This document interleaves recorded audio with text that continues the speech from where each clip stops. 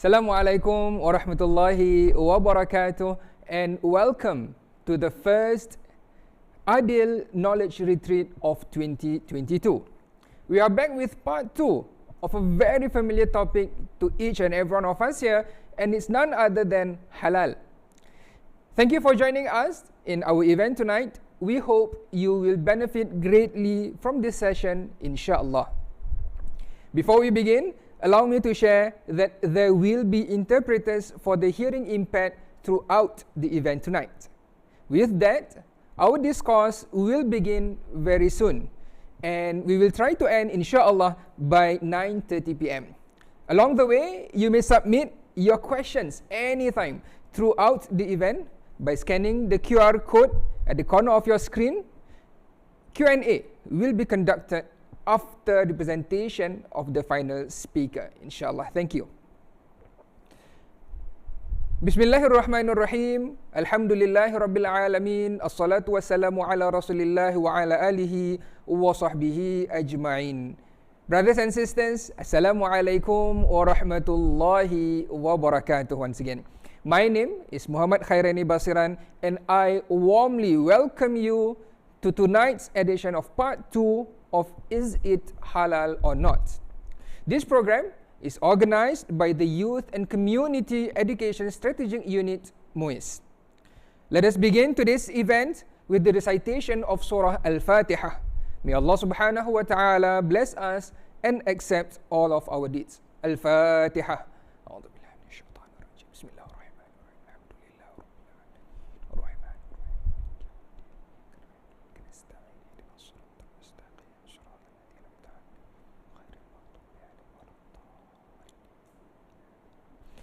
Amin. Now, before we begin, as a background of the Adil Knowledge Retreat, or AKR, this program was first introduced in 2015. The aim of this program is to provide refreshing content and relevant knowledge for Muslim adults' spiritual and intellectual needs. It provides a platform for participants, such as you guys, to engage in discussions related to contemporary discourses on Islamic faith with esteemed local scholars. Past speakers of this program include our current Mufti, Sahibus Samahah Ustaz Dr. Naziruddin Muhammad Nasir, former Mufti Ustaz Dr. Muhammad Fatris Bakaram, and other asatizas and invited speakers. AKR have discussed various topics such as the issue of doubts, mental wellness, grief and suffering, fatwa formulation, religious extremism, and others. Beyond today, do visit our Adil YouTube page or Learn Islam SG podcast for some of these recordings made available to you. To know more about our Adil programs and further Adil upcoming classes and latest videos, like and follow our Facebook and YouTube page Adil SG, our Instagram page @muisadil.sg, and Telegram Learn Islam SG. Now, tonight with me we have two esteemed guest speakers. Tonight we will be trying to ask ourselves these questions about how much do we understand, appreciate, and value the science and nutrition behind the food that we consume daily. Sometimes we have to ask ourselves, how can we apply maqasid al-Sharia to make the best halal food choices for our family and also for ourselves? Let today's AKR be a means for us to explore and recognize the importance of seeking religious and also basic food knowledge to gain a better understanding of the concept of halalan tayyiban, inshallah. So for tonight, dearest attendees, our first speaker is none other than Dr. Rufaiha Abdul Jalil. Before I invite her, just a brief introduction of herself. Dr. Rufaiha Abdul Jalil is an assistant professor in the Healthy Longevity Translational Research Program. That's a very mouthful. In Yong Lu Lin School of Medicine, NUS, or National University of Singapore. An esteemed scholar, her works has been published in high-impact international journals. She has also won several prestigious awards such as Junior Chamber International, 10 Outstanding Young Persons of the World, Singapore Honorary for the Science and Technology category. A strong proponent of experiential scientific learning for students, she also serves as a scientific advisor for the Fatwa Committee of MUIS, board director for Waris Halal-related, and founder of Granada Academy. Tonight, Dr. Rufaiha will share with us some insights about food science technology and the world of future foods, where she'll discuss the science behind some trends or issues related to the halal industry of today. Dr. Rufaiha will also reiterate on how moderation in all that we do is important. Perhaps today we may find the answer to, is it permissible for you to eat impossible pork, for example. So without further ado, Dr. Rufaiha, please. Thank you very much, Ustad Khairani,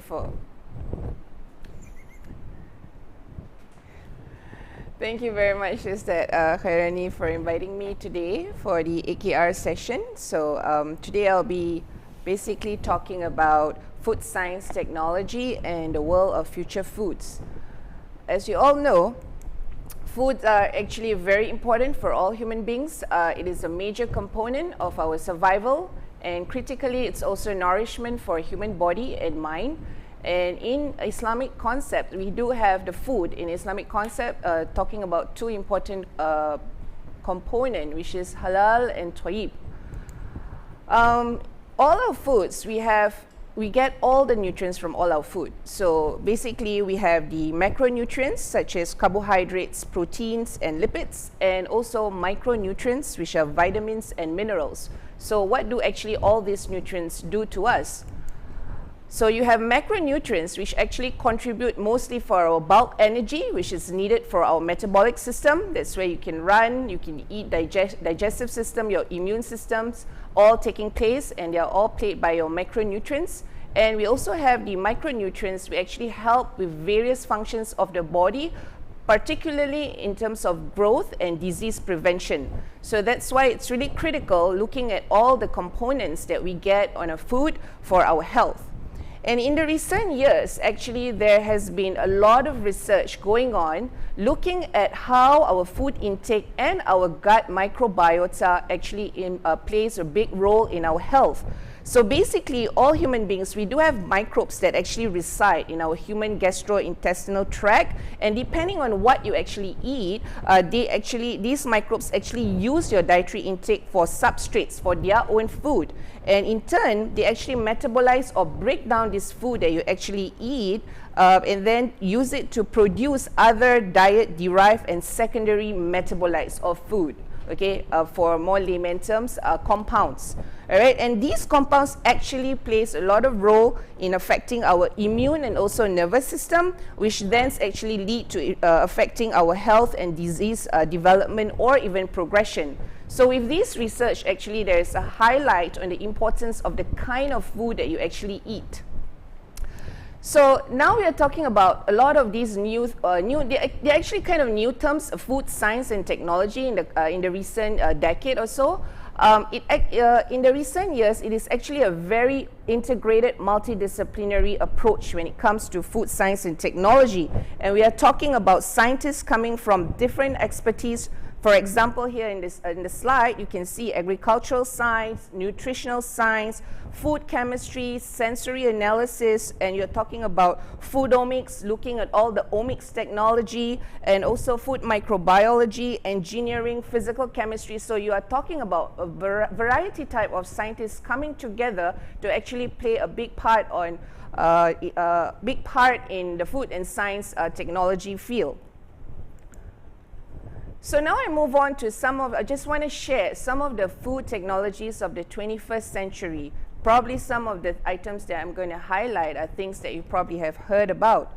Okay, here I would like to share an example of the schematic diagram of industrial versus cell-based meat production.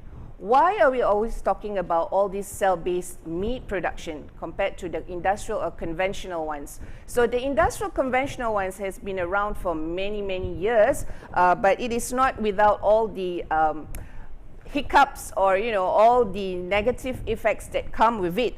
Basically, you have a lot of antimicrobials antibiotics, I mean, that is being used in these processes, and actually they becomes a breeding ground to actually breed a lot of antimicrobial resistant pathogens in your food, and these actually have effect on our human health.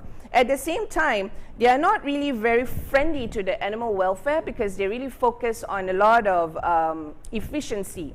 So animals are actually crammed in small spaces, or even if you have a large space, you'll have thousands and thousands of animals, and these animals are really tightly controlled through castration, to tail docking and debeaking without anesthesia, and also killed in a slaughterhouse, which pay high premium on efficiency and very low premium on the welfare or welfare of the animals, and also the environmental interaction that this industry play.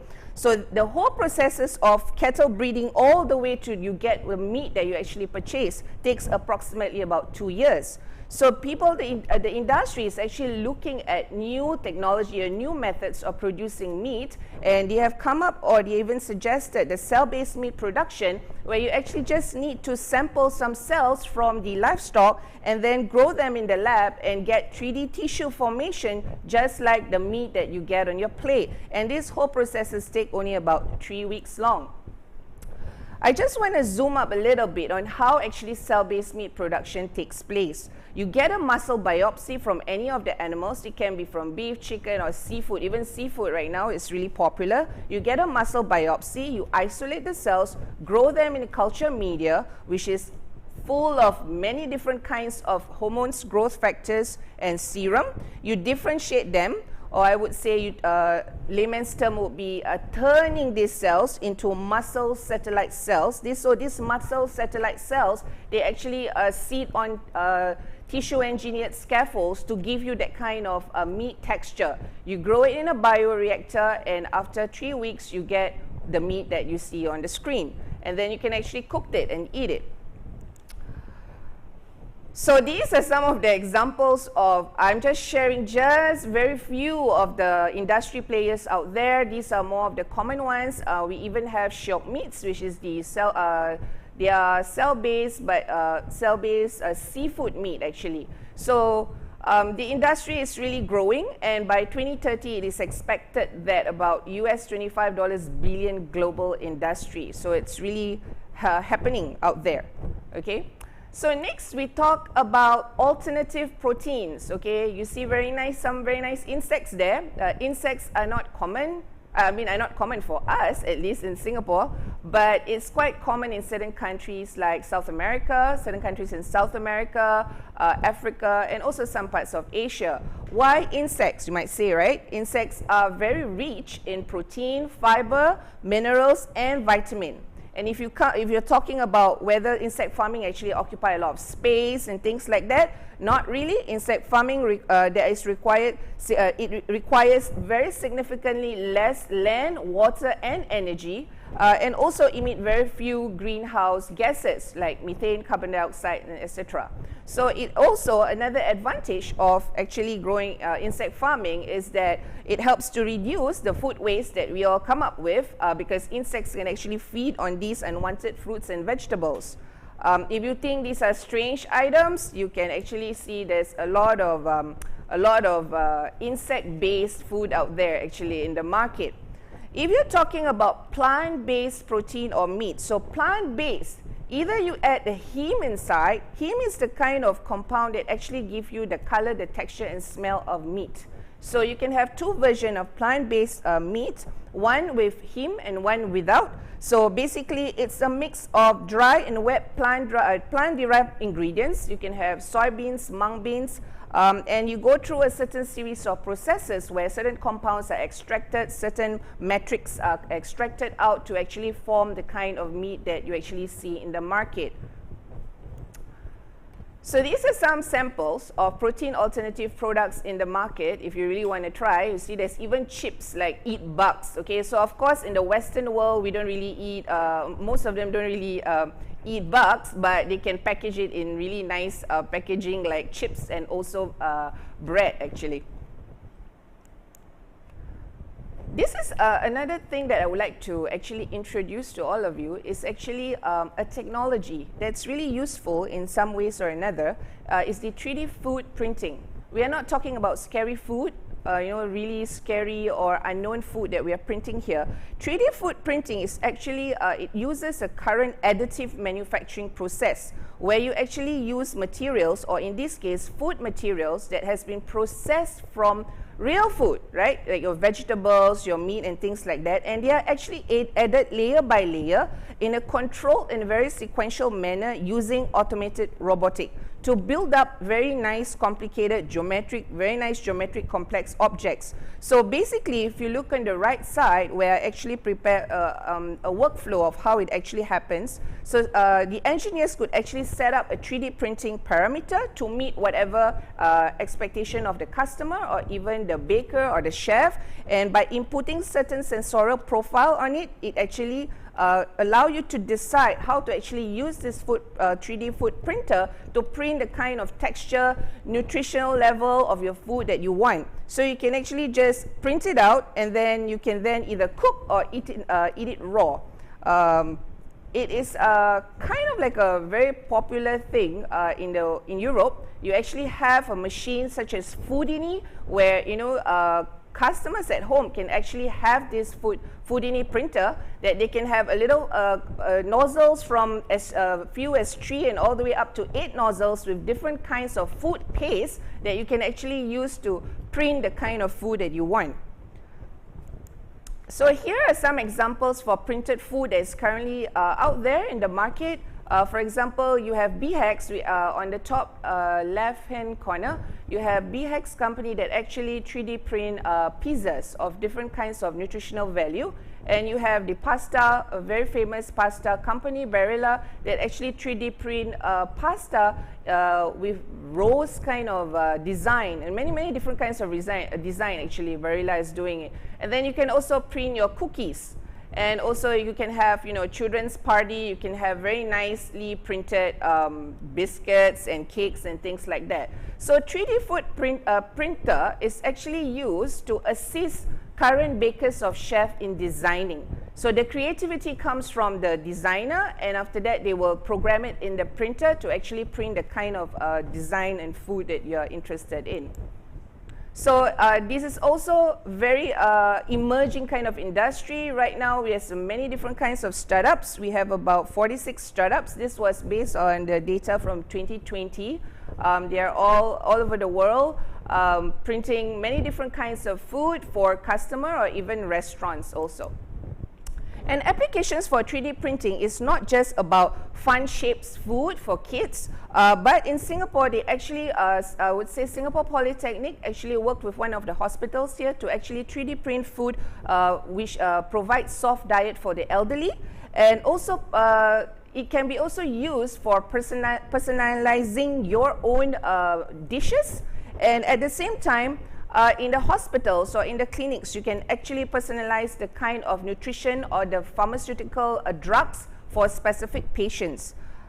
At the same time, for the cell-based meat industry, you can actually use the 3D food printing for printing scaffolds in order for your your meat cells to actually grow. Okay, after discussing all these different kinds of applications and all these future foods that might be in the market or already starting to be in the market, I just want to end off my talk with a little bit of ethical issues for your own considerations, because as you know, plant-based and cultured meat, the presence of these type of food is actually disrupting our standard way of thinking and talking about what we actually eat and also who we are. So most of them are basically conceptual questions where people out there are discussing about, are they actually real meat? So what is actually the definition of meat? The definition of meat can come in 3 forms. Are you the group that are talking about where the definition of meat actually is a flesh that comes from a once living animal? If that is your definition, that means you are taking into consideration the substance and the essential, the substance and the essence of it. Okay, and where it comes from, that matters. Or do you refer to meat as just essentially flesh? So then substance is essential in this case. Or to you, meat is just anything that plays the same functional role as conventional meat. So you're talking more about aesthetic role, you're talking about nutritional role. Next, we talk about individual identity. So individual identity really concerns groups of people who abstain from eating certain meat, right? So you're talking about ethical vegans or any cultural or religious practices around not eating meat or certain types of animal species. So if you identify yourself as someone who doesn't eat meat, would you actually eat plant-based meat? What does it say about you? So this is one thing for you to consider for discussion. Next is actually a linguistic question. So this is more of proponent of those who support only the conventional meat, and they're going to say all these are actually real meat. And for those who are proponents of proteins and cell-based meats, they're going to be attacked by the other proponents saying that, you know, what you are talking about is basically fake meat. Okay, so there are basically linguistic questions. Are these fake meat, clean meat, cruelty-free meat, or what are these, right? And so, social questions, okay? Society, they are very sensitive about the unnaturalness and also uncertainty of these food, right? They're always, something new, something unknown is always controversial. And of course, there's always going to be resistance based on taste and their own habit. You know, we're so used to eating the conventional meat. So sensorial, okay, sensorial is very, very important. Food safety, how safe are these cell-cultured meat in particular? You know, of course, there's a lot of controlled environment taking place, but you can never actually not look into the unexpected biological mechanisms that can take place during the cellular differentiation or even proliferation. So lastly, we talk about cultural and religious practice. Okay, so we have some groups who are, you know, against eating certain types of new kind of food. So we do have to talk about all this kind of discussion between the within the social context. And lastly, moral questions. Okay, so depends on how you actually view. Does human intervention in a natural order, is it always wrong? Okay, our degree of manipulation, does it always do more harm than good? Okay, another thing you have to think about is the method of producing all this plant-based and cultured meat. I would call it they're still in their infancy. Okay, so there's a lot of things that scientists are actually discovering. Okay, so right now okay, I would say most companies are still using animal serum in the growth media that they're growing the cells, the scaffoldings that they're using. Some of them are using animal based scaffolds. Some of them are using chemically synthesized scaffolds. How about the hormones and growth factors? They're all coming from animals. And also strategies. Scientists are all looking at different strategies for designing the nutritional content of these food. Okay, so they play around with controlling ratio between saturated fats and unsaturated fats, and also trying to think of ways how to increase omega-3 fatty acids. How much do you add? How much do you regulate? You know, to reduce certain to match with the kind of sensorial or the taste of the meat. Okay, what kind of micronutrients are added in the culture media? These are important because these are the kind of stuff that is going to influence that nutritional value of the meat that you're actually eating. Of course, it's still in infancy. Unknown short and long-term effects on the human health, that's always a big concern. And of course, you have to keep in mind that there's actually no food system out there which is totally harmless, right? You have to, the intention is to do as little harm as possible. So I think that's pretty much the things that I would just want to wrap up in this talk, and we could discuss further for Q&A. And thank you so much for your time. Back to you, moderator. Thank you very much, Dr. Rufaiha, for a very beneficial and eye-opening sharing. I think for me personally, the one takeaway that I get from it is that in the future, I believe with food 3D printing, it means that I can simply print out broccoli with meat. So if people are asking me, are you eating your greens? Yes, I am. But you don't know that is it actually meat or is it vegetable. So that is something I think quite interesting for us to look into. And there's a lot of questions then, and I hope that you would take this opportunity to actually scan the QR code that you see on the corner of the screen to ask your questions, any questions that you may have pertaining to halal that you may want to ask Dr. Rufaiha later on, or perhaps to our second speaker, whom I will introduce right now. So our second esteemed speaker for tonight is Ustaz Fatur Rahman Daud. So a brief introduction about Ustaz Fatur Rahman. He has completed his early education years at Madrasah Wak Tanjung Al-Islamiyah before furthering his studies in Islamic law at the University of Madinah, where he majored in Islamic law and finally obtaining a Master of Science from Nanyang Technological University, or NTU. Ustaz Fatur Rahman is currently serving as the Executive Director of Andalus Corporation Limited, while serving as a member of the Fatwa Committee at MUIS and also an honorary member for the Council of the Singapore Islamic Scholars and Religious Teachers Association, or PERGAS.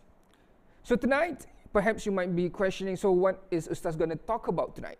So tonight, Ustaz Fatur Rahman will share with us an insight about applying maqasid al-Sharia and also the scholar's view on khinzir or pork.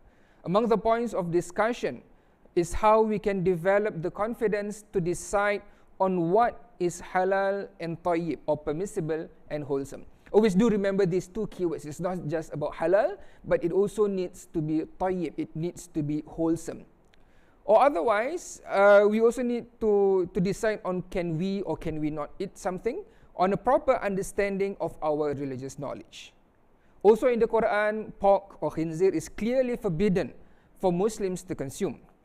But then comes the question, what constitutes pork? And does plant-based pork constitute as pork? And why sometimes do we see some Muslims despise the animal as such and imposing their views on others? So without further ado, I would like to pass the mic to Ustaz Fatur Rahman, please.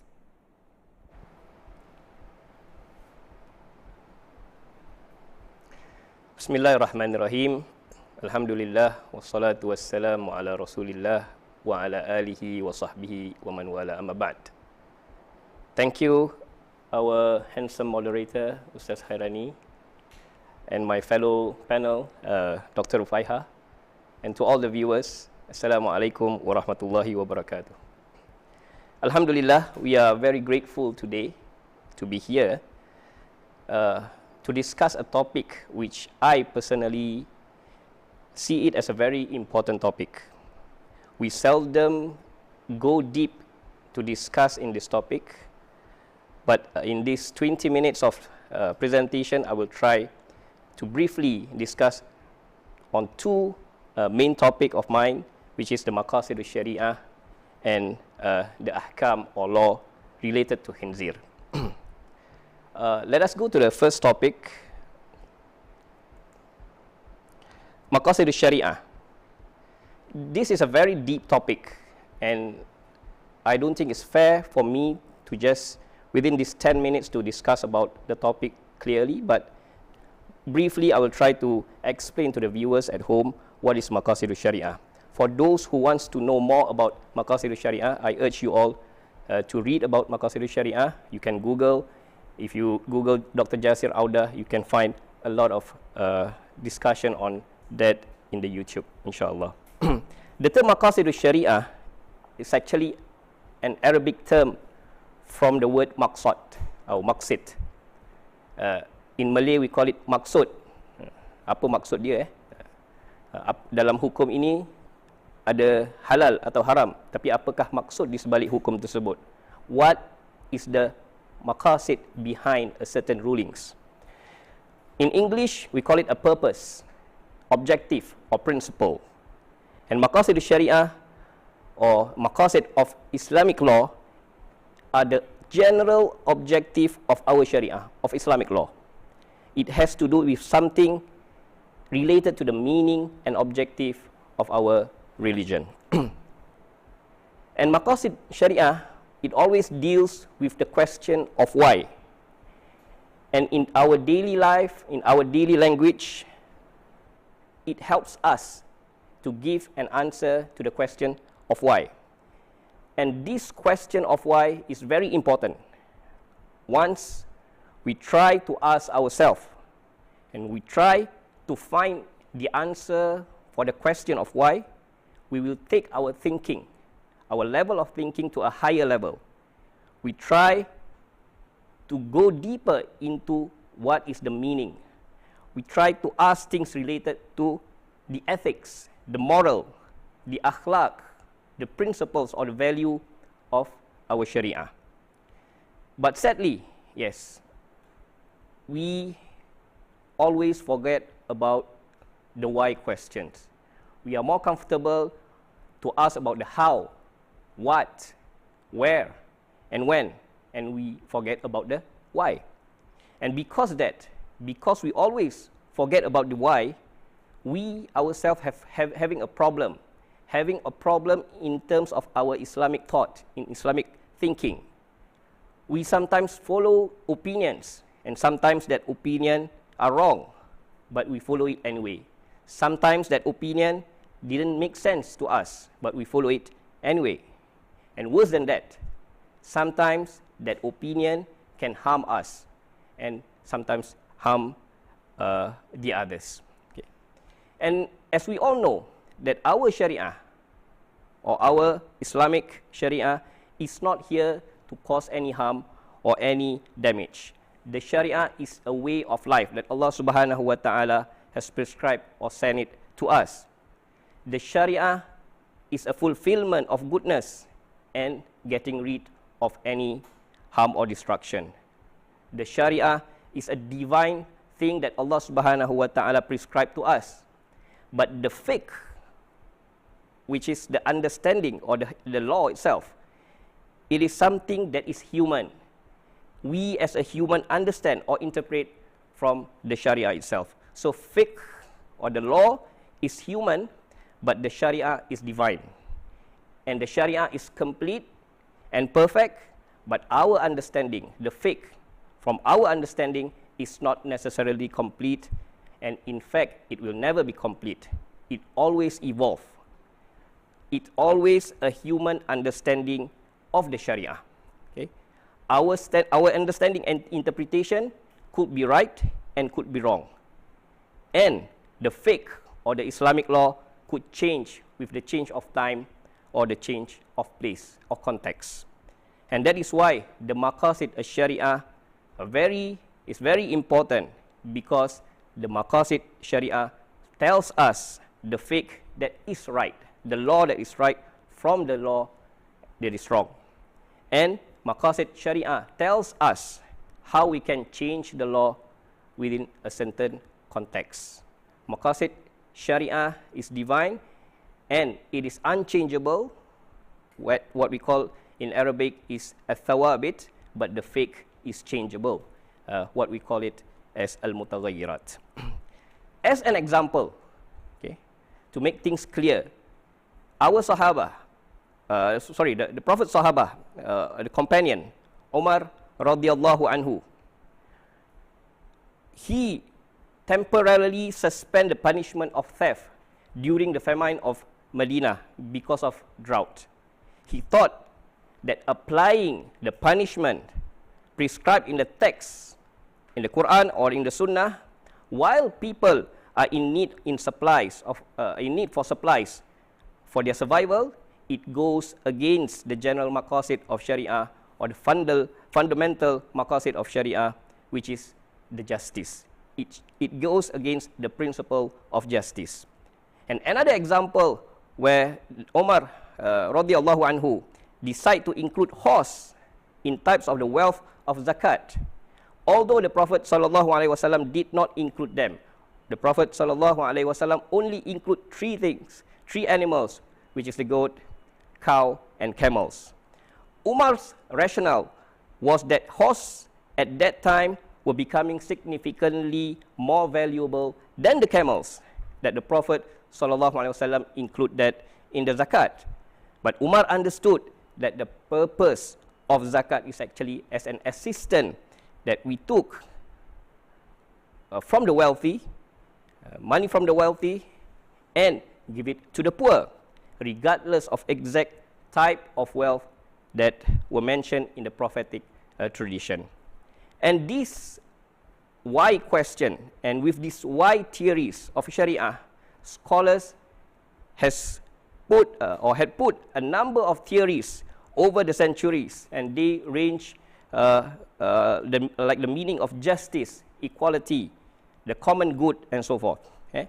And to the famous objective of Sharia, the 5 maqasid Sharia, 5 maqasid or 5 objective of Sharia, some put it as 6 and some put it as 8. Okay? The faith, the preservation of faith, preservation of soul, preservation of wealth, preservation of mind, offspring, honor, and some put state and security. And to end this topic, I think it is a very deep topic, but I just want to share 2 quotes. The first topic, I would like to share 2 quotes by our scholars that maybe can summarize what is Maqasid Sharia is. One is from Ibn al-Qayyim, one of the greatest scholars of Islam. He said that the Sharia is founded upon wisdom and welfare for the servant in this life and the hereafter. Maqasid Sharia in its entirety is justice, it is mercy, it is benefit, and wisdom. Every matter which abandons justice for tyranny, mercy for cruelty, benefit for corruptions, and wisdom for foolishness is not part of our Sharia. And the second quote is from Sheikh Ahmad Raisuni, one of the prominent contemporary scholars. He mentioned in his book, he said that the scholars have consistently summarized the objective of Sharia into a comprehensive sentence, which is the fulfillment of goodness and righteousness and warding off or getting rid of corruption and destruction. I hope this brief introduction of Maqasid Sharia will give all the viewers a brief understanding of what the topic is all about. And allow me to go to our second topic, which related to khinzir. In Malay, we call it babi, or pig, pork or swine. A very sensitive topic, something that we try to avoid, not only avoiding the animal itself, but also the topic, which I mean that we don't discuss this in deep, or we don't understand what are the scholars' view related to this topic. Let me just read the verse from Al-Quran, Surah Al-Baqarah, ayat 173. Bada a'udzu billahi minasyaitonir rajim. Innama harrama 'alaikumul maitata wad-dama wa lahmal khinzir. Allah Subhanahu wa ta'ala has forbidden for us dead animal, bangkai, blood, and flesh of a swine or pork. In Surah Al-Baqarah, verse 173. I think from this ayah itself, each of us, and even there's a consensus amongst our scholars, we understand that Allah Subhanahu wa ta'ala forbids for us the flesh of swine. And there is a consensus among our scholars. But what about other things related to khinzir? Do we really know, do we really understand the debate among the scholars? In this short presentation, I think in 5 or 10 minutes, I will try to share some of the discussion, some of the questions posed, and some of the debate among our scholars related to this particular topic. The first question. Yes, we know that khinzir is haram. There is a consensus between our scholars. But the question is it najis? Is it impure? You can see from what Imam An-Nawawi rahimahullah said in his book Al-Majmu'. Ibn al-Mundhir, he said that Ibn al-Mundhir narrated that there was a scholarly consensus on the impurity of pigs. and that is the strongest evidence. This is what Imam Nawawi quoted. If it is proven that there is a consensus.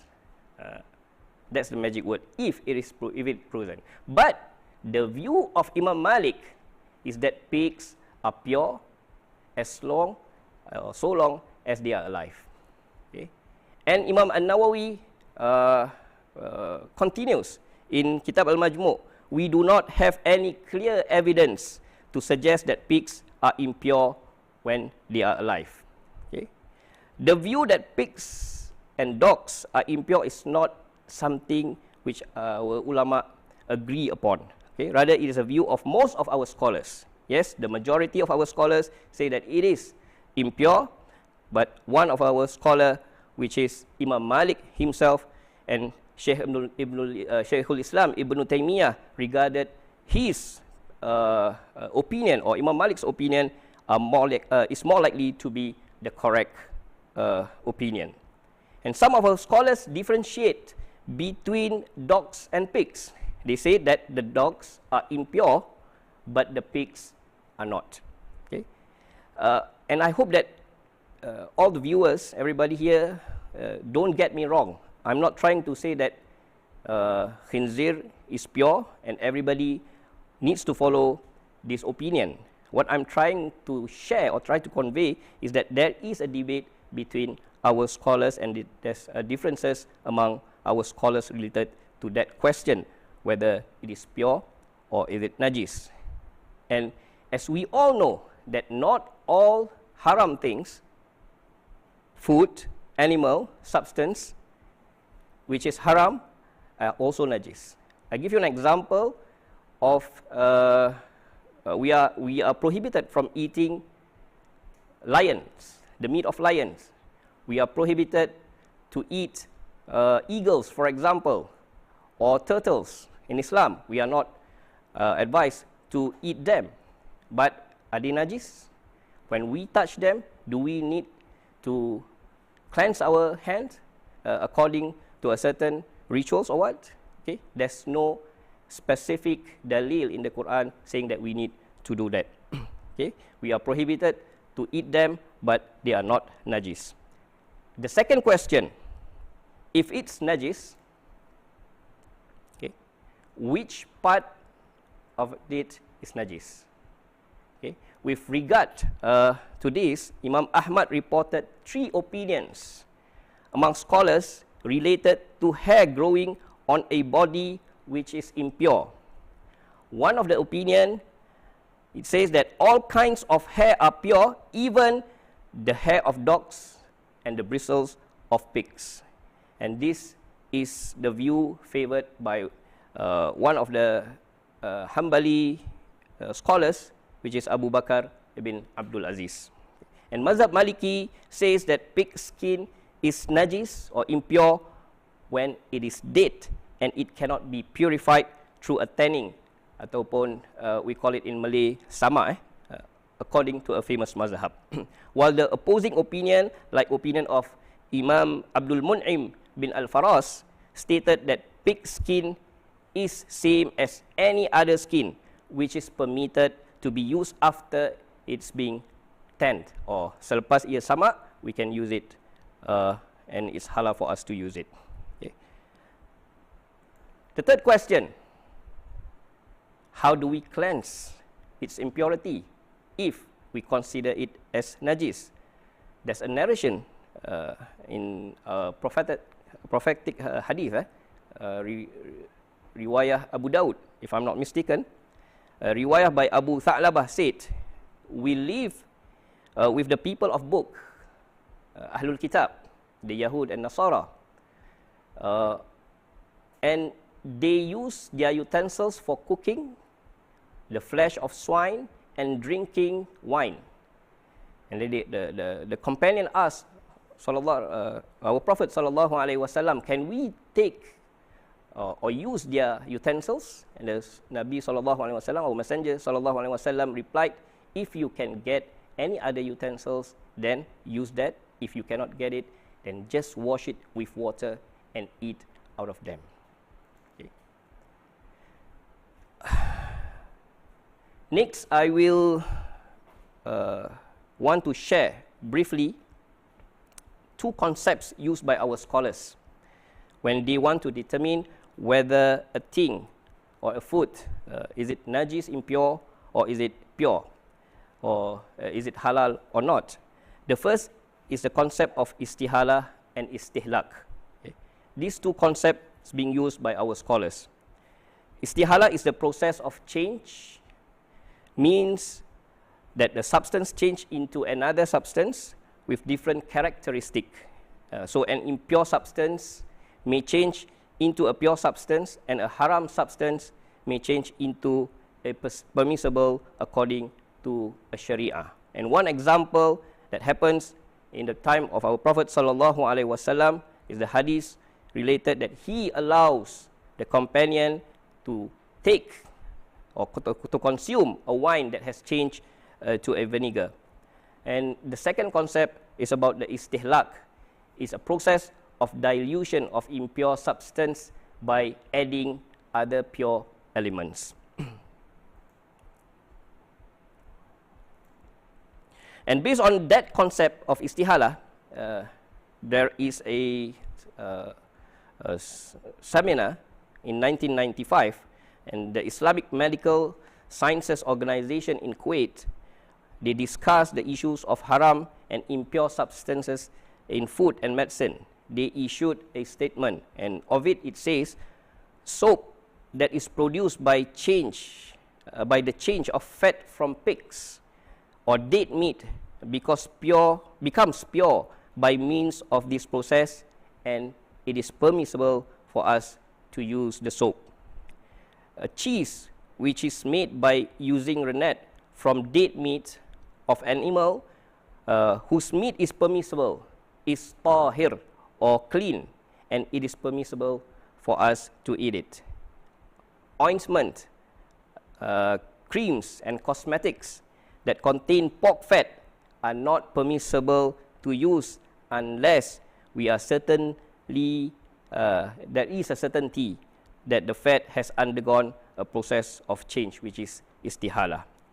And in Singapore, the Fatwa Committee finds that ethanol content in food flavoring, which is used as a solvent, is less than 0.5%, and this percentage is not at the intoxicating level, and it is permissible for us to use that. Okay.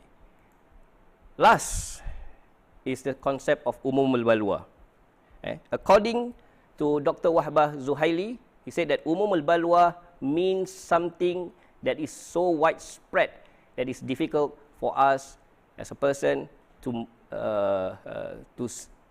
save ourselves from to get away from it. Okay. Imam Muhammad Abdullah Al-Jurdani mentioned in his book in Fathul Alam Bisharh Murshidul Anam, he said that if a vessel that contains a milk is placed over impure fire because it used a dung fuel, the dry dung fuel, and something from the fuel flies into the water or into the milk, it is forgiven and it is permissible for us to consume it.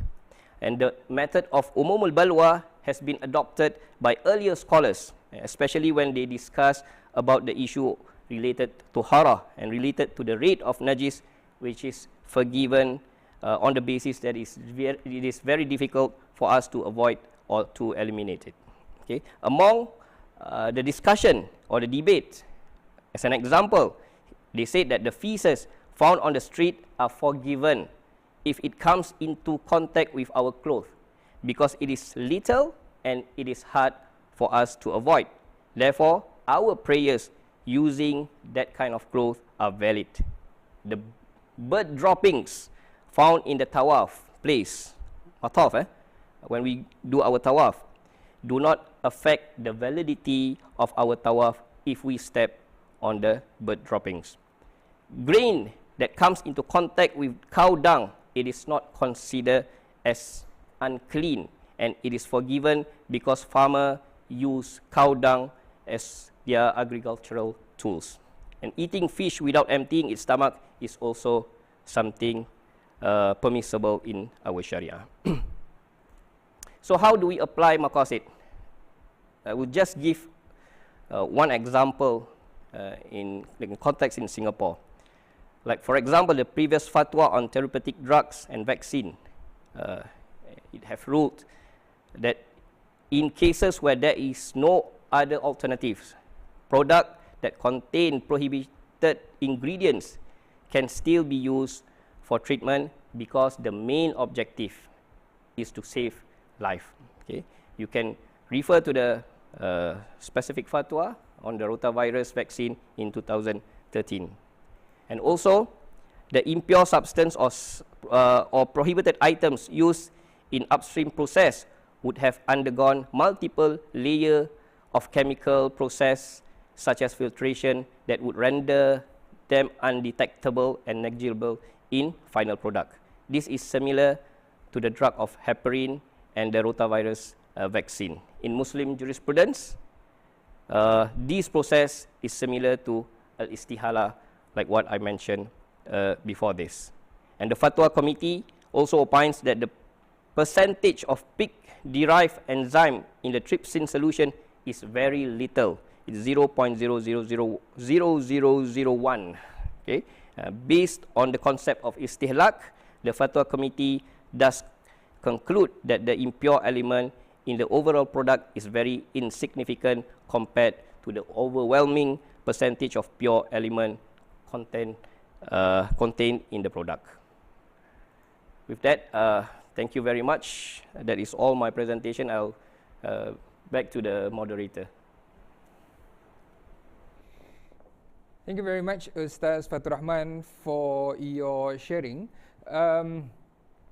I think the sharing from Ustaz Fatur Rahman actually has two key parts to it.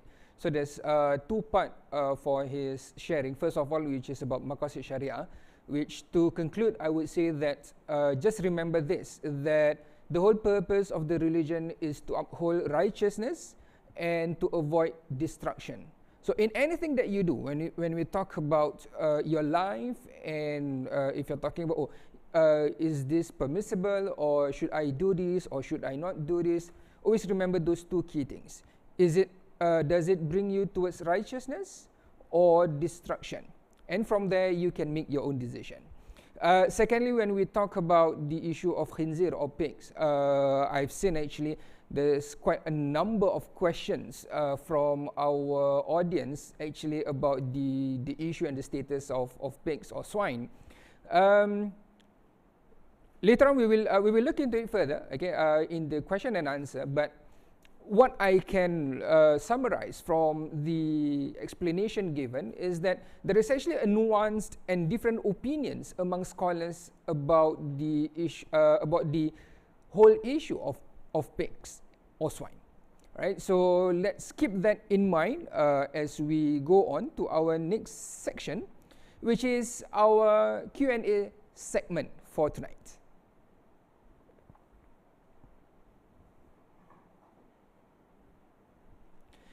So, brothers and sisters, if you have any questions, any queries at all, anything that you would like to ask our esteemed panels tonight, do scan the QR code above the left-hand side of my head. All right, and just ask anything that you would like to ask pertaining to what we have shared tonight, be it about halal, be it about the swine, or be it about the future food industries. Okay, so do note that questions will be moderated before being relayed to our speakers. So I would like to look at some of the questions that we have, and actually, I think the first question that I have here, I think is best given to Dr. Rufaiha, because it's specifically talking about lab-grown meat. So, okay, this is actually a three-parter question. One thing is that I think the one that I would like to focus here is the requirement, and we know that for halal meat, the requirement is that the animal needs to be slaughtered Islamically, right? Or based on the rights of Islam. However, for cell-based or lab-grown meat, the cells for this cultured meat are derived from living animals. So the question then, doctor, can we label the meat as halal? Okay, actually, I did thought about that question actually, because from my understanding of halal meat is always related to how the animal is being slaughtered. Correct. So in this case, scientists are actually sampling the cells in a living animal, right? So I hope the question is not really asking for my own personal viewpoint on whether it's halal or not, but I can give the other answer, which is basically there is a certain optimized time period where you can actually slaughter the animal and collect the cell at the same time, and you still have surviving cells that can still grow and differentiate into muscle cells. So that's my answer to that question. Okay, that's a good answer.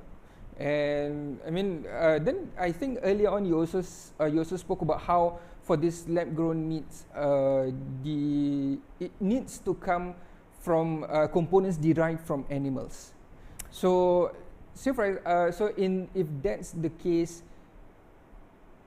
does it mean that if it's for example, a lab-grown swine or pork meat, does it mean that the meat comes from pork? Or can it come from other animal sources? Okay, so if you're talking about a lab-grown meat, which is from pork, right, from swine, so the source of the cells will be from the swine. So you actually sample the cells from a live swine, and you actually bring it to the lab, and putting the cells in the right optimized conditions, you can actually get the cells to grow and proliferate. Okay, proliferate and grow and differentiate. So the source is actually from swine. So in that case, humans are not allowed to actually eat cell-based meat from swine. I think you mean Muslims rather than humans. Muslims, sorry about that.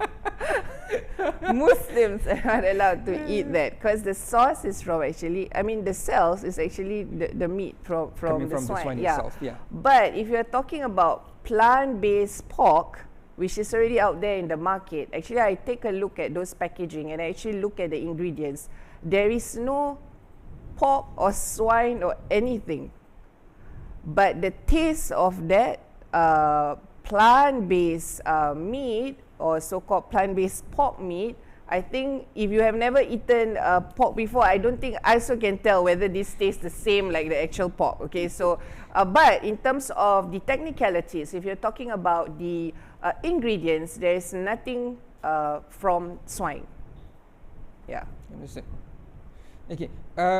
So next, I think I will be taking a question that is directed to Ustaz Fatur Rahman. So Ustaz, actually earlier on you spoke about the issue of pigs and how we know that in the Quran it speaks about it is not permissible for us to eat the meat of swine, but the issue of touching it and things that are made from other parts of swine, there is difference of opinions among scholars. So the question here is that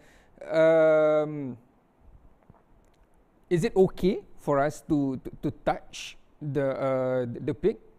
And then the question that the person poses here is, what about the teachings that we have learned in the past that we need to sertu our hands if we are in contact with the pig? So Ustaz. Okay, thank you very much, Ustaz Khairani, and to the question here. I think it's a good question, and it's a valid question that he or she asked about it. First, it's related to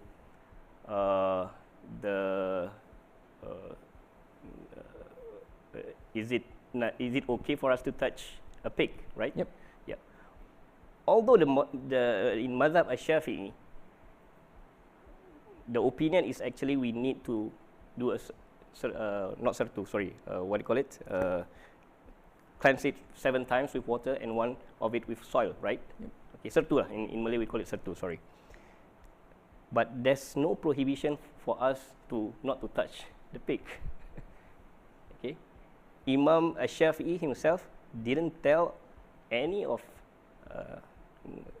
his students or what, saying that, okay, you are not allowed to touch a pig. Okay? But when you touch a pig, you need to cleanse it 7 times with water and 1 time with soil, one of it with soil. But the majority, what I'm trying to convey just now is that the majority of our scholars, they don't prescribe to that kind of opinion. They say that we just wash as per normal with water. That's it.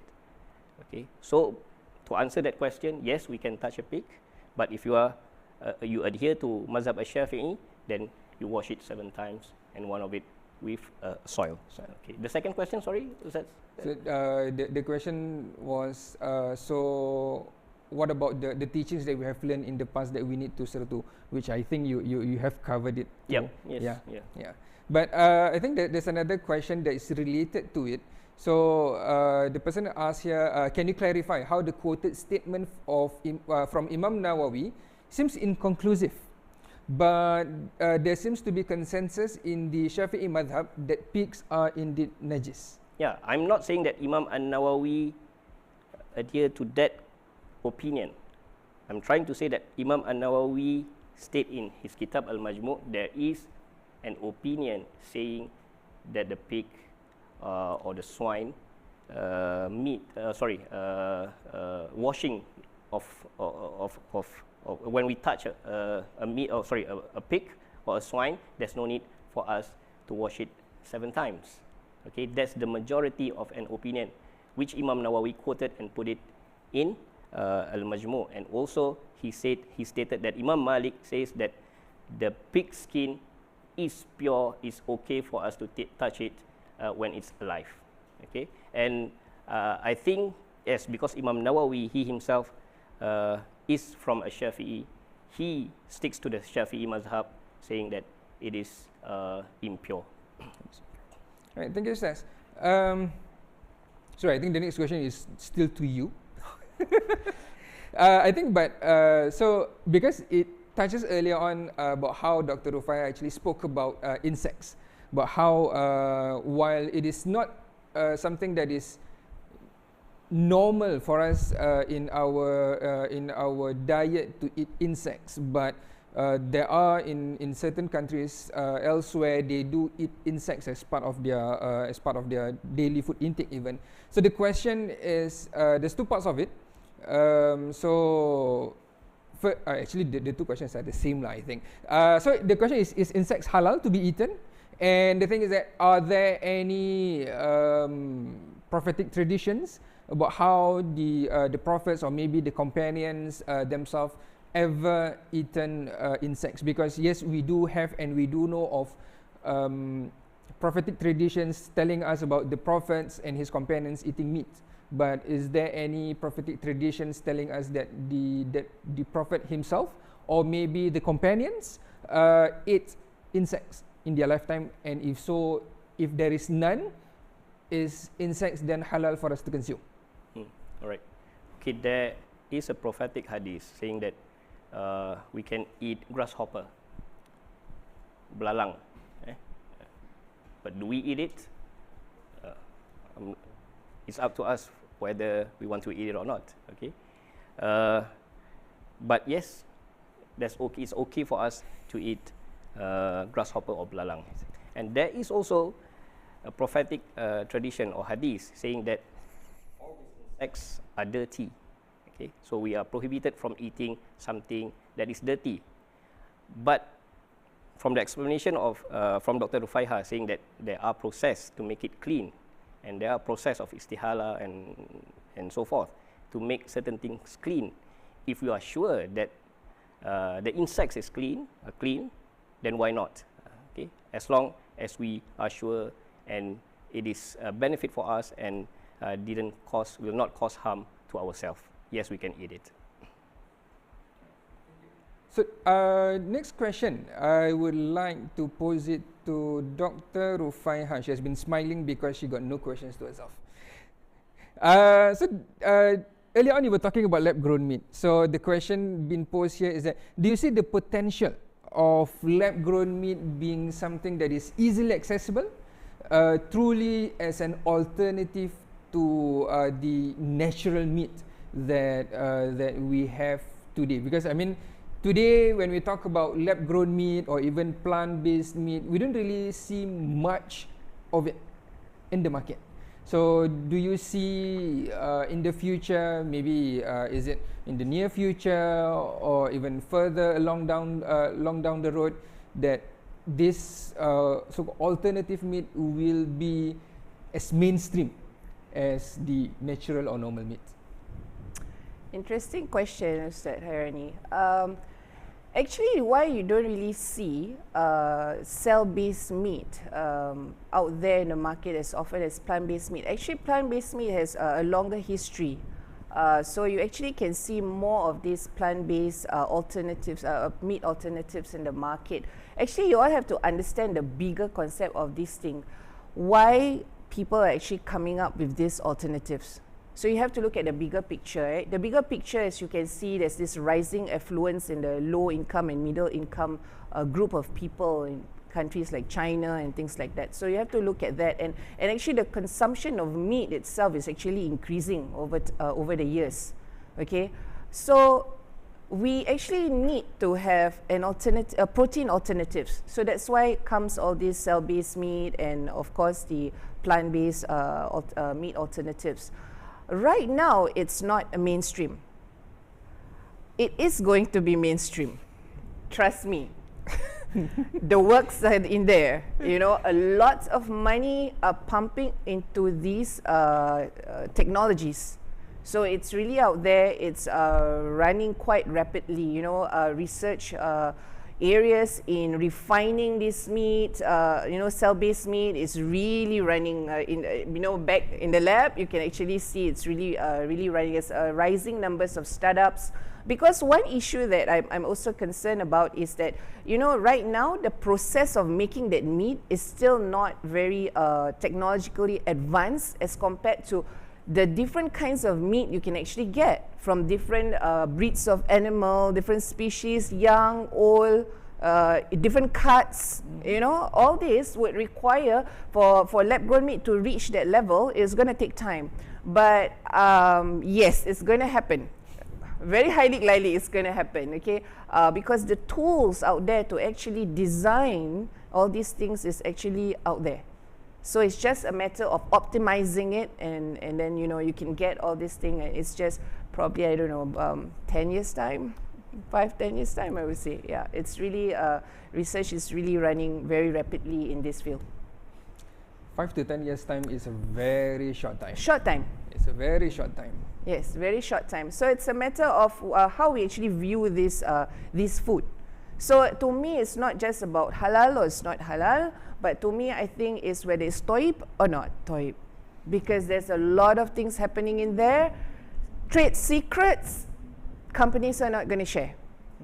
Branding and marketing, that is what people are seeing. So it's up to you to decide what you see out there. So it's a little bit difficult to talk about, you know, whether it's halal, not halal, and things like that. Yeah, I think I will go with more a good, toib, or wholesome or not wholesome. Yes. So in your opinion, as it is right now, would you consider it as toib or not toib? I mean, I'm not saying, I'm not putting you in a spot by giving you a dichotomous question. So are you leaning towards it being wholesome, or is it leaning right now more towards the unwholesome part of it? With the current technology that I understand, maybe I have limited understanding, I would say it's not wholesome. So I shall refrain from it. But what I can do is I try to cut down the conventional meat, eating of this conventional meat on my part. So it's more of cutting down. If you're concerned about how the big picture is going, you know, the problems that we are facing in this world, I would say my personal take would be cut down your meat consumption. Understood.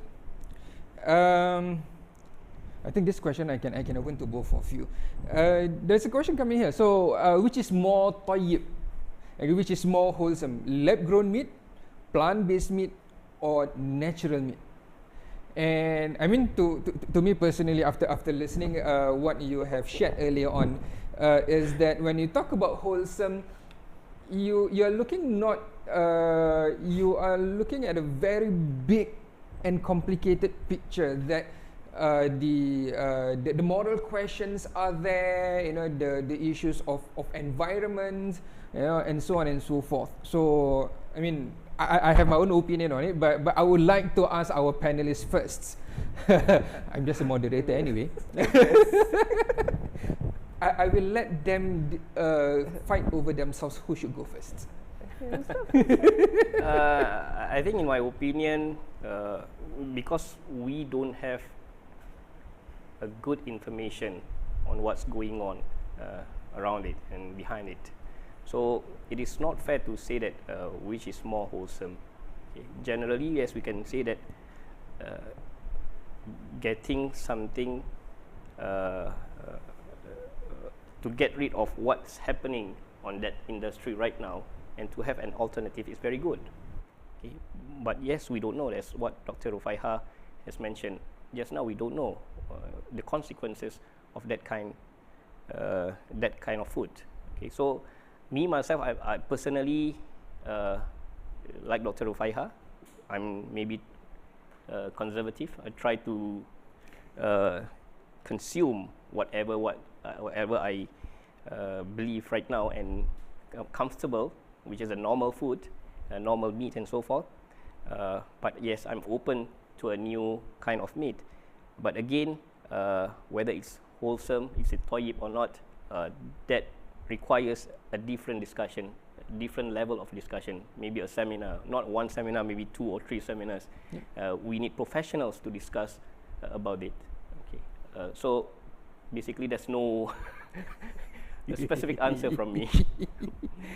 Maybe from Dr. Rufaiha, please. Doctor? I mean, I do agree. There's no, straight to the point kind of answer, because, people just like what they eat, partly because the preference that they have is partly because of the experience they have. So some of the researchers were saying maybe our parents' generation and our current generation, because we are accustomed to eating conventional meat, we may have a slightly higher resistance to trying this alternative food. But then the new generation, right, they might be more open to it, right? So to me, it's not about like whether you want to eat it or not eat it and things like that. But as I mentioned before, if it comes to whether it's wholesome or not, right now it's still too early to say, so I cannot say that. But for conventional meat, I think you all know anything in moderation is always being encouraged, and it's always good. Yep. Okay. There's one question here which actually is a question that I have had. I've been asked myself, and I have been thinking about it quite a long time. I mean, the question is actually about 0% alcoholic beverages, beers that are 0% alcohol, right? So the thing is that the company markets it as there's no alcoholic content in it. In other words, it will you won't get drunk drinking it. But is it permissible for us Muslims to drink it because of the optics of it, the fitnah that it may cause? So the optics of it. So Ustaz, maybe you want to share your opinions on this matter? Yeah, I think a good thing that you Ustaz highlight just now, the optics of it. Okay, if I'm, for example, an Ustaz wearing songkok and baju kurung and going walking down the street and with my Carlsberg 0 alcohol on it, is that good? I mean, what people might think of me? Are you drinking something that is not permissible in Islam? And so forth. But in terms of the substance in it, yes, it is 0 alcohol. It will not make you intoxicate. Generally, it's halal, right? When I came to Medina first, okay, I had stomach flu, and my sheikh, my teacher, and he wears thobe, wears what do you call it, jubah in Malay, and with a long beard. He came with a barbican. Okay, you know barbican is a part of the alcoholic company, right? But with a zero alcohol in it. He said, drink this, it's good for you, it's a malt drink. I was confused, is it okay for me to drink it or not? I said, why not? It's zero alcohol, there's no any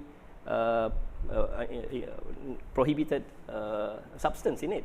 It's okay for you to drink. Then I will just drink, and tomorrow morning I wake up healthy. MashaAllah. But again, what are the optics? Maybe in that country, people say it's okay to drink a barbican. Everybody knows that barbican with a zero alcoholic, and everybody can drink it. But what about our country? And that's maqasid, that is maqasid Sharia. How do you want to decide whether it is okay or not for you? Okay, although it's halal, but what about the other things related to it? Okay, that makes you know and how to decide in a certain context and certain situation. So I think actually your answer will actually be applicable to another question that is more or less the same. So it's actually about plant-based pork meat.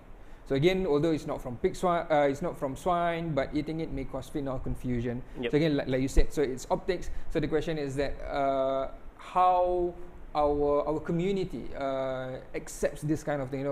Whether it may cause confusion, it may cause an issue, controversy, and that is something that we would like to avoid as much as possible. Yep. But Ustaz, maybe you can just buy that and eat it at home. True. Is it okay? What's your opinion? Why am I being asked the question now? I thought Which I'm is moderating, true. not answering. But Which is true.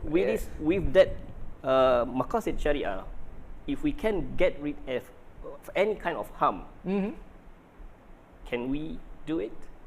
That's the question. That is for us to decide. Yep. Each of us, we know about the maqasid Sharia. We know how it empowers us to decide whether this is right or this is wrong.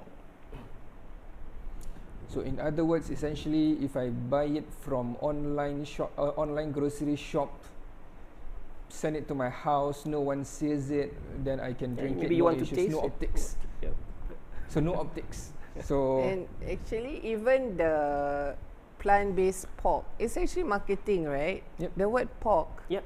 So if you were to buy it and cooked it and serve, and just say this is cell-based, plant-based meat, nobody's going to question you. This is plant-based meat beef or plant-based meat chicken. True. Am I right? True. Right. So True. yeah, or pork. So basically, it's the wordings and marketing. That's a very intriguing thought. Seriously. Okay. So next question actually with regards to travel, and now that borders have opened up. June holidays, people are traveling. I've seen on my Instagram feed, like everybody is traveling here, there, and everywhere. So the thing is that for us in Singapore, right, we sometimes tend to take for granted our halal certification. We tend to be so-called like confined to that sticker. So it's like, we will only go and eat at an establishment where we see the halal sticker being displayed clearly. But when we are overseas, some countries, they don't really have the halal industry as robust as what we have here in Singapore. So the question is that, is it permissible for us to eat seafood in a place that also sell non-halal meat? If we have inquired and made sure that the seafood we are ordering does not contain any non-halal ingredients, even though there might be, this is actually a key word for Dr. Rufa, cross-contamination with non-halal ingredients? So actually the question I would like to pose to Ustaz Fatur Rahman, but I would like to also get doctor's opinion on the issue of cross-contamination. So the key question here is that, is it permissible? So I go into a restaurant overseas, they are selling seafood but also other meats. I don't know the status of the other meats. I would like to eat seafood. We know that as Muslims, it is permissible for us to eat seafood. There's no such thing as slaughtering a seafood, right? And the person here says that I've already made sure that there are no other non-halal ingredients. So means that the cooking does not include maybe alcohol and such. So is it permissible to eat in such establishment when you are overseas, whereby it is very hard for you to find a halal establishment per se? All right. Again, it's a good question. It's a very practical question. But as a Muslim, we know that generally seafood is okay for us to consume, for us to eat, right? But the question is, when we use the utensils, maybe before that they use it for the other meat, pork and everything.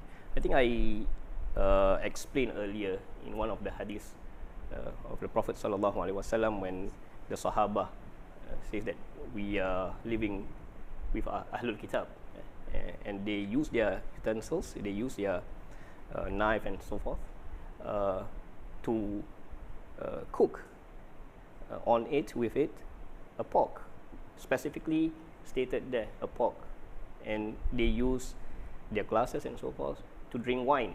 Can we use that utensils? And the response that our Prophet sallallahu alaihi wasallam gives is very clear. If you can get any, then use whatever you have. But if you cannot get any other than that, just wash it with water and then use it. And if we ask, for example, the restaurant owner and so forth, did you wash before you cook the seafood and so forth? And if they say yes, and we can just eat from their utensils. Thank you very much. So Dr. Rafael, so essentially in the question the person asked about cross-contamination. So maybe your thoughts on the issue of cross-contamination? Okay. Actually, I do not like people to actually use the word cross-contamination, because when you say cross-contamination, I think from the understanding I have from the question of the viewer is that when you actually use the same cooking utensil to cook maybe pork, for example, and then after that you actually use it to cook seafood. Okay, in that kind of context, you can't actually use the word cross-contamination, because that word is it means actually no human beings can actually eat something when it's already cross-contaminated, or even the word contamination. So it's not very appropriate to actually use the word cross-contamination. The correct term or the preferred term to actually use when describing such context is actually cross-mixing, not cross-contamination. Because the word contamination, not only Muslims cannot eat, non-Muslims also cannot eat. Basically, the whole of human civilization cannot eat contaminated food. Yep. Okay, yeah. So basically, it's preferred to use cross-mixing. So you actually want to know my opinion for that kind of setting? Yeah, sure. Oh, okay. Why not? All right, when it comes to traveling, okay, travel is a different kind of context or situation compared to your own home country, right? So there's a lot of limitations, and if you choose to travel to a place where minority Muslims, not easily you can get halal establishments to eat and things like that. So there's a lot of factors and considerations, a personal one that you have to make. So I wouldn't say yes or I wouldn't say no. I'm not gonna, actually give that ruling to the person who's questioning this. But I think you have to consider all the different factors that you are in, and then you make the decision from there. Yeah. Understand.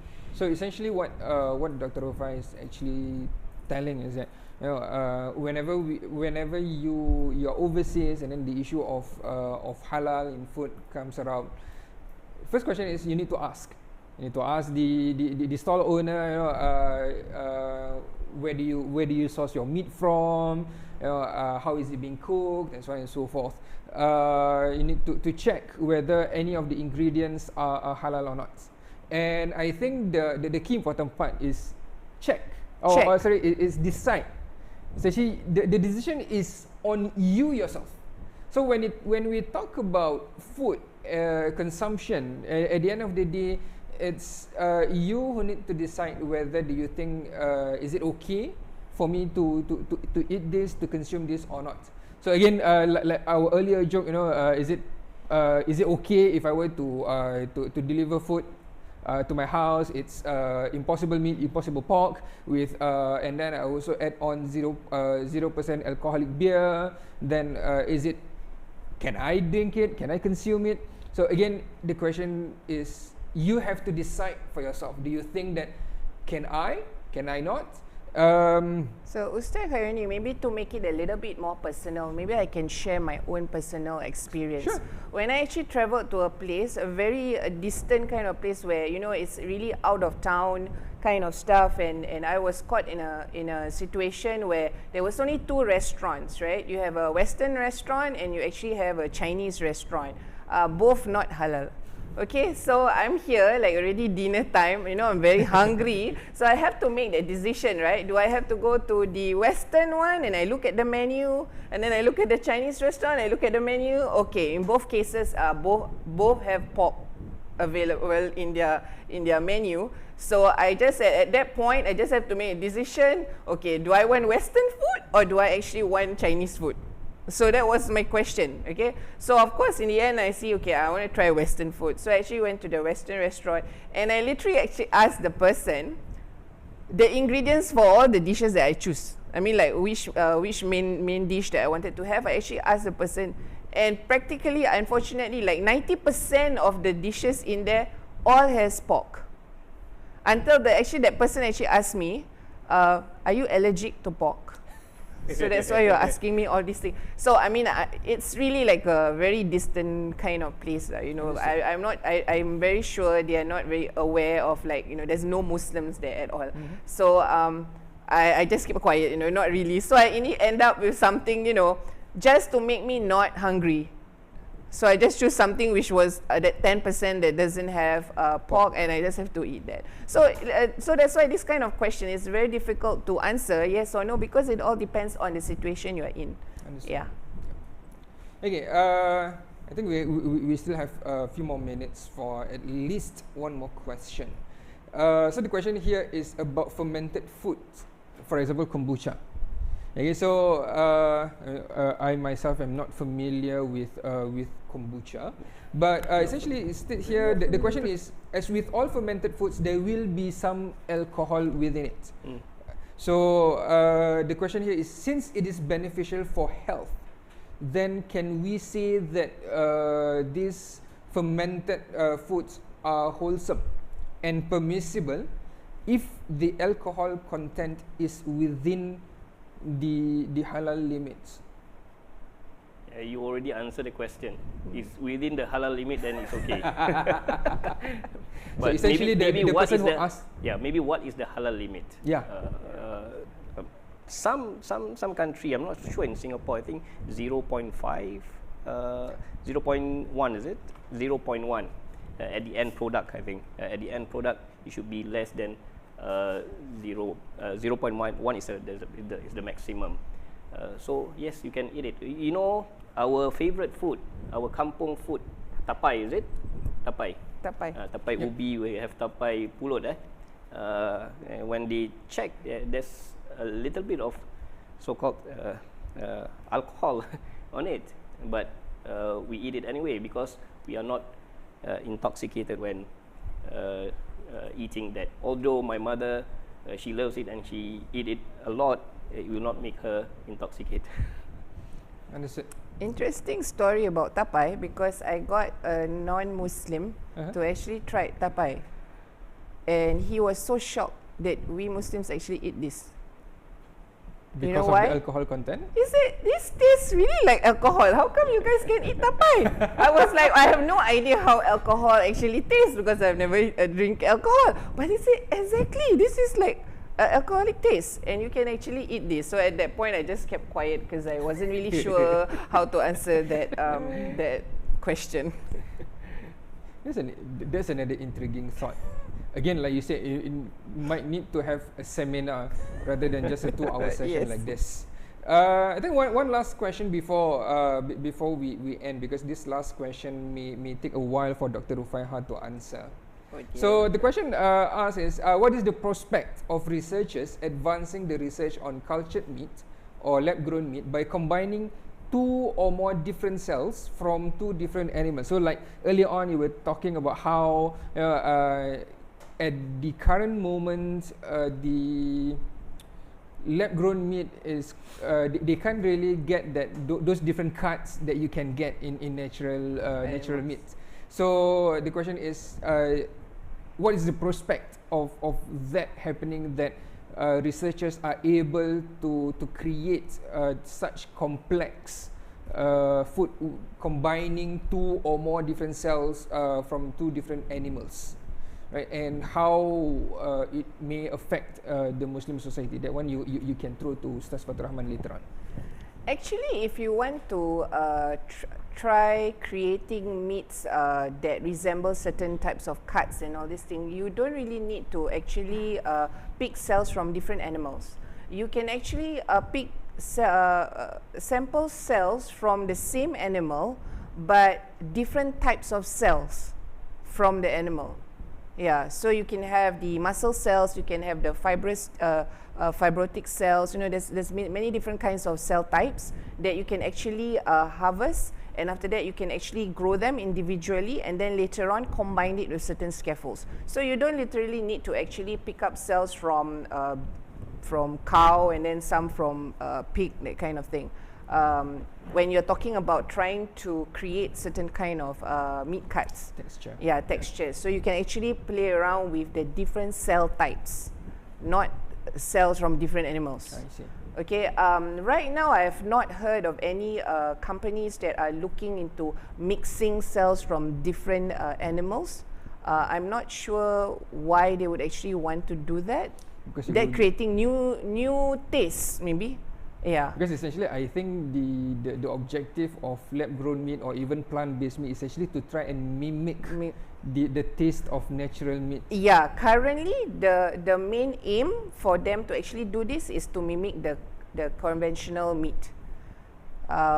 If you want to talk about mixing cells from different animals, maybe that's a little bit more futuristic, and I think maybe right now the research is not focusing on that, because they're trying to provide a solution, not a full solution to the current problems, but a part of the, a solution for part of the problem. So they're focusing more on that. Yeah. So, Ustaz, you want to chime in on the what does this means for us as Muslims in the future, where we live in such times and situations whereby you get such flavorful meat that is technically not meat? I think all comes back into whether it's ethical, whether it's good, it brings benefit to us, and also to ensure that we are getting rid of any harm. That is the base principles.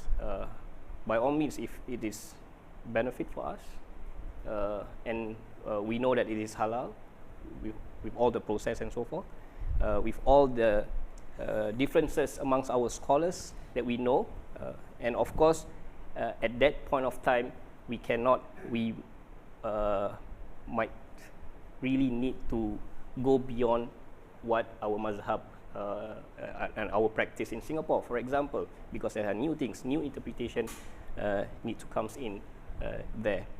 I think that's it's about rahmah of our differences of opinion in our tradition. And at the end of the day, the maqasid plays a very big role in how we want to decide whether it is okay or not. Thank you very much, Ustaz and Dr. Rufaiha. So, viewers, actually, what I can surmise from our discussion, from the questions and the answers that we have gotten from our panelists, is that things will change, right? And in Dr. Rufaiha's words, it may be 5 years, 10 years down the road, what we see as something that is new today may become mainstream, right, in the near future. And what Ustaz Fatur Rahman has said earlier on about how the mercy of the difference of opinions among scholars about such issues, new issues that may come about, is something that we need to really understand and really appreciate. Yes, for the most part, we are always comfortable at where we are. So when we talk about, for us Muslims in Singapore, we are comfortable with holding on to the Shafi'i school of thought. But we should not confine ourselves and say that, oh, I should only follow the Shafi'i school of thought, because there are different opinions among scholars, and that is something that we should appreciate, we should understand, and we should celebrate as Muslims. So, brothers and sisters, we are almost at the end of our session. Almost at the end. Haven't yet finished, so please don't go yet. So, thank you very much again to our invited speakers for your precious time and to your contributions, hopefully, and I sincerely hope that every one of us who are here tonight, you have benefited from the sharing. And thank you, sincere thank you to all of you who have joined us for tonight's session. So before we part for the night, spare us a minute or two of your attention to take some time to fill up our feedback form. The QR code, you can see it on the screen right now. You can either scan the QR code or you can simply type in, it's gone suddenly, oh yeah, it's there. So, so you can either scan the QR code or you may even type in the link, tinyurl.com/1akr2022 to submit your feedback. Do submit your feedback as much as possible. Alright, do not skip this part. I know for the most part we tend to glaze over the feedback, but your feedback is important because your feedback will shape our future programs and it lets us understand your needs better. So once again, thank you very much for being part of Adil Knowledge Retreat. Is it halal or not? Part 2 tonight. And may you leave today's event, or tonight's event, essentially 9:30 already, feeling full, not your tummy, but your brain and your soul, and enlightened, inshallah. So, before I end this session, do remember to follow us on our Adil SG YouTube page, if you have yet to do so, our Facebook page, Adil SG, our Instagram handle at muisadil.sg, and Telegram channel Learn Islam SG for updates on classes, events such as this, and latest videos. So with that, I hope we may get an opportunity to meet soon, be it virtually or physically, inshallah. Thank you. Wabillahi taufiq wal hidayah. Wassalamu alaikum warahmatullahi wabarakatuh.